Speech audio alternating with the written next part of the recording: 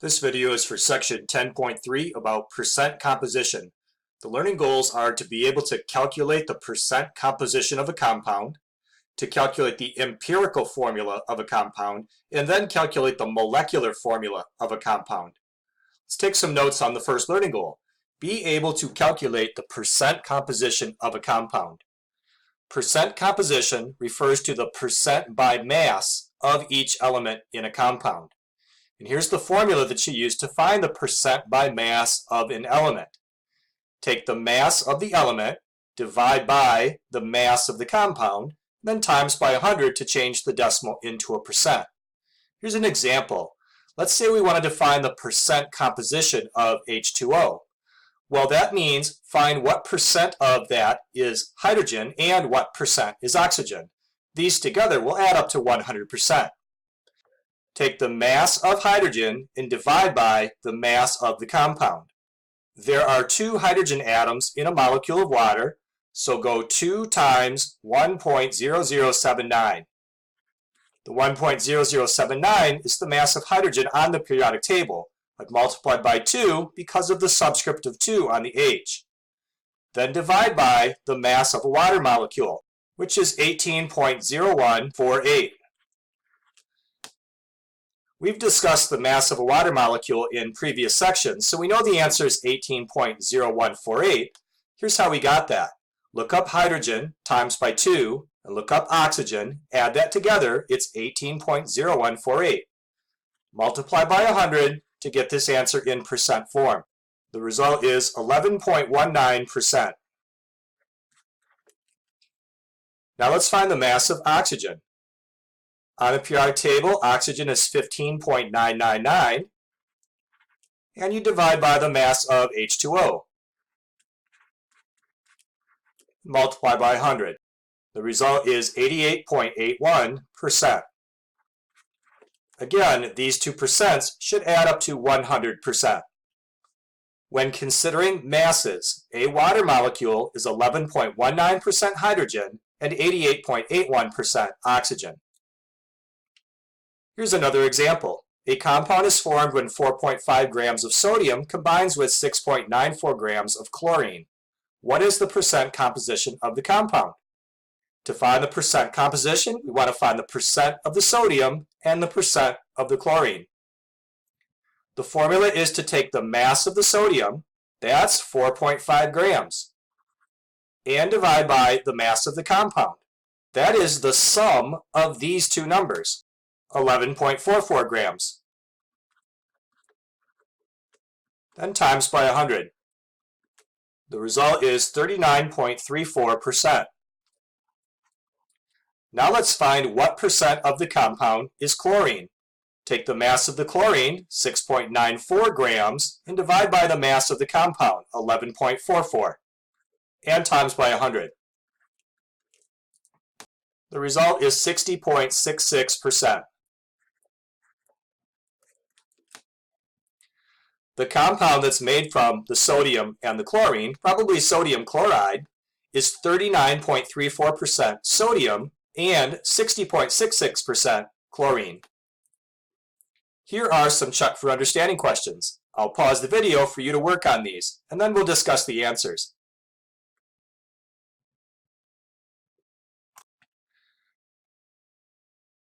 Number 1, what is the percent composition of hydrogen peroxide, which has the formula H2O2? This means to find the percent that is hydrogen and the percent that is oxygen.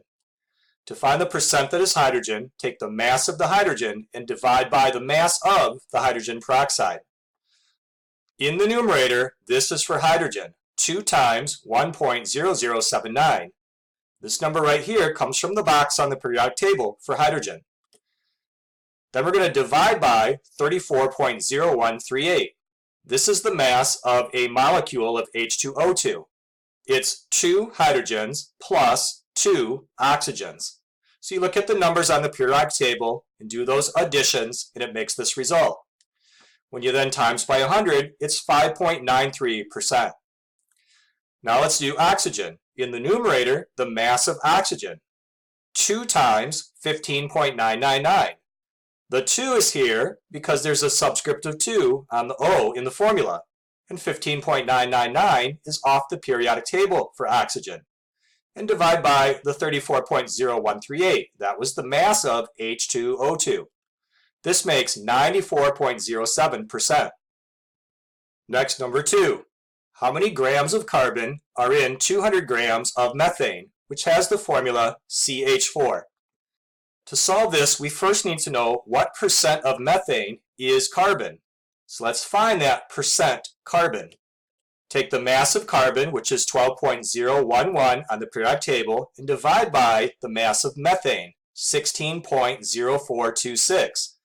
This denominator number comes from 1 carbon plus 4 H's. And you times by 100, it's 74.87%. So 74% of methane is made out of carbon. We have 200 grams of methane, so we want to find 74.87% of 200. And that's done with a multiplication problem. 0.7487 times 200. This number here is the 74.87%, but written as a decimal. The result is 149.74 grams. Now for the next learning goal. Be able to calculate the empirical formula of a compound. An empirical formula is a chemical formula that gives the lowest whole number ratio of atoms in a compound. Here are some examples of empirical formulas. NaCl, these are in a 1-to-1 ratio. H2O, these are in a 2-to-1 ratio. P2F3, a 2-to-3 ratio of phosphorus atoms to fluorine atoms. Here are some more formulas, and these are not empirical formulas because they are not in the lowest whole number ratio of atoms. Na2Cl2, these numbers are reducible. Or H6O3, again, these both divide by 3. P4F6, these are both divisible by 2. To calculate the empirical formula of a compound from experimentally measured masses and the percent composition, here are the 4 steps. Step 1, determine the number of moles of each element. Step 2, divide the number of moles for each element by the number of moles of the least element. Step 3, if the ratios above aren't whole numbers, then multiply all of them by the smallest integer that will create whole numbers. And step 4, write the formula using the results to step 3 as your subscripts. Now let's make sense of these 4 steps by doing an example. Calculate the empirical formula of a compound that is 71.72% chlorine, 16.16% oxygen, and 12.12% carbon.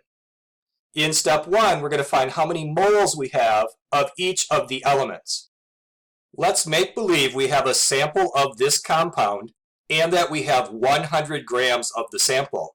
If we did have 100 grams of the compound and 71.72% was chlorine, then that would mean that we have 71.72 grams of chlorine. Now let's multiply by the molar mass conversion. 1 mole of chlorine weighs 35.453 grams. I got that by looking at the periodic table for chlorine. This number divided by this number makes 2.023 moles. Let's approach the other 2 elements similarly. If we have 100 grams of the compound and 16.16% of it is oxygen, then we would have 16.16 grams of oxygen. Now let's convert that to moles. 1 mole of oxygen is 15.999 grams. This number divided by this number makes 1.01 moles. Now let's work on carbon. We have 12.12 grams of carbon, and now let's multiply by the molar mass conversion. 1 mole of carbon is 12.011 grams, and the result is 1.01 moles. If we had 100 grams of this compound, then 2.023 moles of it are chlorine, 1.01 moles of it are oxygen, and 1.01 moles of it are carbon. In step 2, let's compare those moles. In every case, we'll compare to the carbon. It was the one that had the least. Actually, there was a tie here, so we could have compared to oxygen and got the same result. There were 2.023 moles of chlorine to the 1.01 moles of carbon. When you divide these numbers, it makes 2.00, or just 2. Now let's work on oxygen. We had 1.01 moles of oxygen, and we had the same amount of moles of carbon. When dividing these, it makes a 1. The mole ratio of carbon to carbon would be 1.01 moles compared to itself, 1.01 moles. And that's also going to be a 1. We found that there are twice as many moles of chlorine as carbon, and that there's an equal number of moles of oxygen as carbon. In step 3, we observed that our ratios are already whole numbers. If they weren't, we would have to multiply by an integer in order to change them into whole numbers.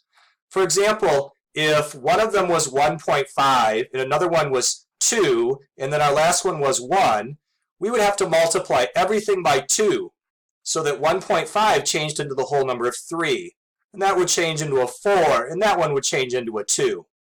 That avoids having decimals, because we know when we write subscripts, we never have decimals like 1.5. In step 4, we're going to write our empirical formula using those numbers from step 2 as our subscripts. Chlorine, 2 of those. Oxygen, just 1 of those. We don't usually write a 1 as a subscript. And carbon, just 1 of those. So our compound has the empirical formula Cl2OC. Here's a check for understanding question. Calculate the empirical formula of a compound with this composition. I'll pause the video for you to work on this, and then we'll discuss the answer. Here's the solution. In step 1, we're going to figure out how many moles of oxygen are in the compound and how many moles of hydrogen. If 94.81% of 100 grams of compound was oxygen, then that would mean that 94.1 grams is oxygen. 1 mole of oxygen weighs 15.99 grams. When you divide this by this, it's 5.88 moles. Now hydrogen. Again, makes the assumption that there's 100 grams of the compound. Then you'd have 5.9 grams of hydrogen. This fraction here will make our mole conversion, and we end up with 5.85 moles of hydrogen. In step 2, we compare this number of moles to this number of moles. Hydrogen has the least amount, so let's compare oxygen to hydrogen. That's 5.88 divided by 5.85. The result is 1.005, which is really close to just 1. When you compare hydrogen to hydrogen, that's comparing the 5.85 to 5.85, and that, of course, is going to be a 1. In step 3, we would multiply, if needed, to turn these into whole numbers, but they're already whole numbers. So in step 4, we're going to write our formula. 1O and 1H. Our formula is OH. The final learning goal, be able to calculate the molecular formula of a compound. How do scientists know that the molecular formula for water is H2O? Or that the molecular formula for ethyl alcohol is C2H6O? If, when experimenting, scientists are able to determine the percent composition of a substance, then they can find its empirical formula, like we were doing in those examples. Next, they can use a device called a mass spectrometer to determine the molar mass of the substance. With this information, the molecular formula can be calculated. Here's how you find the molecular formula of a compound if you already know its empirical formula and its molar mass. In step 1, determine the empirical formula mass. In step 2, divide the compound's molar mass by its empirical formula mass to determine a number called a multiplier. And in step 3, apply that multiplier to each subscript in the empirical formula to get the molecular formula. Let's make sense of those steps by doing an example. Calculate the molecular formula of a compound that has this molar mass and it has this empirical formula. Step 1 is where you find the empirical formula mass. How heavy is a molecule of this? Well, it's got 1 carbon and 2 hydrogens and 1 oxygen. When you add that up, it's 30.026 grams. In step 2, we're going to find the multiplier by taking the molar mass of our substance and dividing by our answer to step 1. In the problem, we're told that our substance weighs 180.18 grams. We'll divide by the 30.026, and that turns out to be a 6. That's called a multiplier. Multiply each subscript in this formula by 6. So now instead of 1 carbon, we have 6 carbons. Instead of 2 H's, we'll have 12 H's. And instead of 1 O, we'll have 6 O's. So the molecular formula for this compound is C6H12O6. Here are some check for understanding questions. I'll pause the video for you to work on these, and then we'll discuss the answers.